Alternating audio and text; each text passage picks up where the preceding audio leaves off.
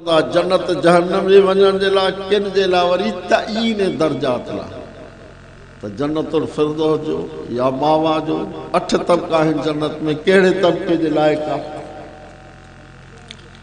इमाम बुखारी जो मसलक इहो आहे त सभिनी जा तुरंदा ऐं कौल बि तुरंदा जेके असां ॻाल्हायूं था लफ़्ज़।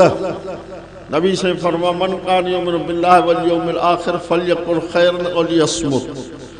जंहिंजो अल्लाह क़यामत जो ॾींहं ते ईमान आहे उहो सुठो ॻाल्हाए या चुप रहे। नबी पाक फरमा मन यज़मननी इस्नान अज़मन लहुल जन्नह।